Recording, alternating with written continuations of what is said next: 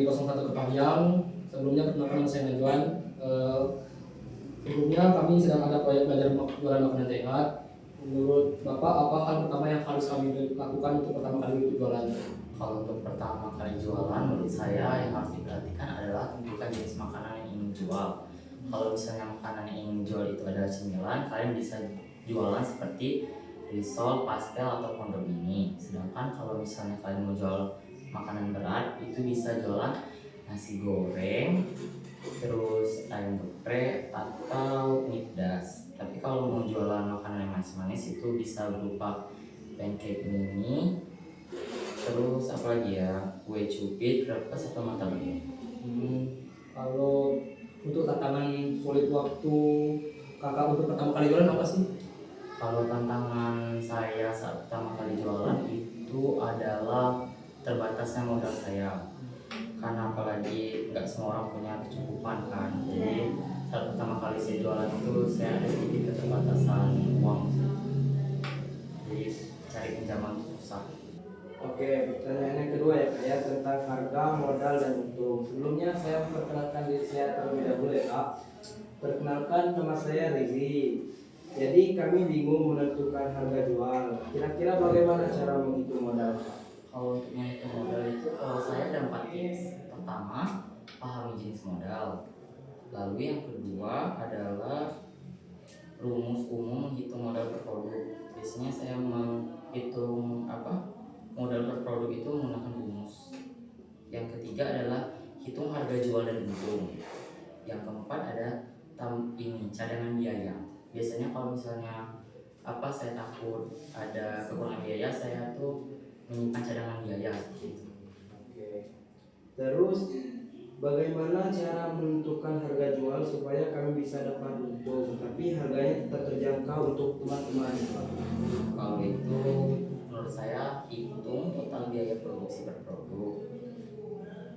Yang kedua adalah tentukan presentasi keuntungan. Yang ketiga adalah cek harga bersaing. Yang pasti itu aja sih, dan gunakan strategi psikologi harga. Kalau misalnya saya lebih mahal, kalian pintar-pintarin lah gimana caranya biar lebih murah.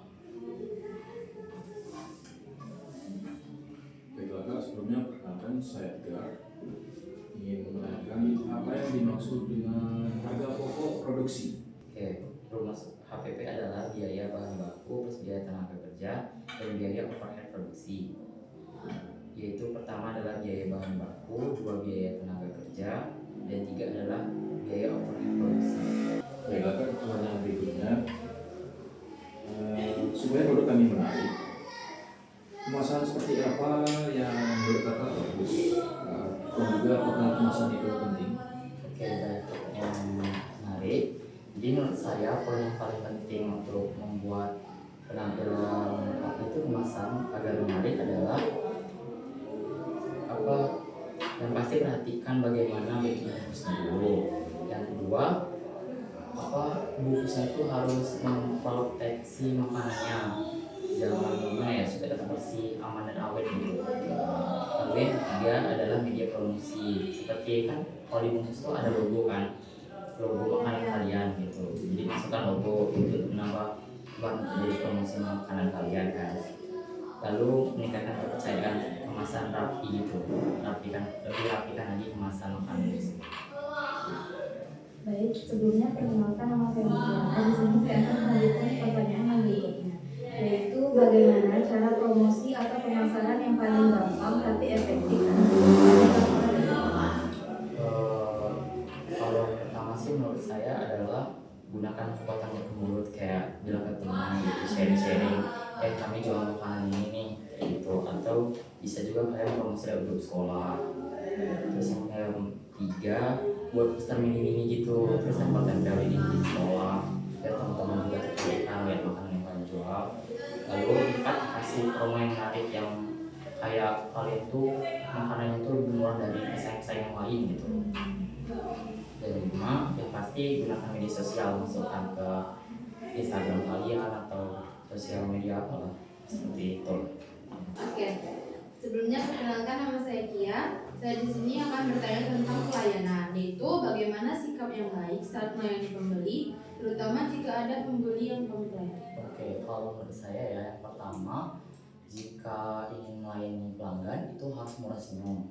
Dan yang kedua, jika klien itu komplain, kita harus menjaga tata bicara dan nada bicara, karena nggak semua pelanggan kita itu kan gimana ya, apa sih, nggak ada yang baperan gitu. Iya, Nah, betul, setuju. jadi kita harus banget memperhatikan nada bicara, karena bisa aja pelanggan itu baper atau gimana. Kemudian ini untuk pertanyaan terakhir deh kayaknya ya Kak ya. Perkenalkan, nama saya Indah Fernisa.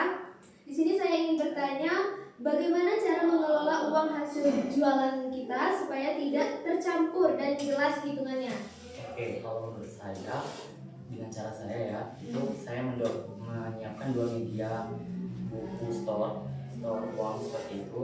Jadi saya menyiapkan buku uang usaha dan uang pribadi seperti itu. Oh, berarti ini bisa gitu ya Iya, Kak ya, bisa. antara usaha dan uang pribadi.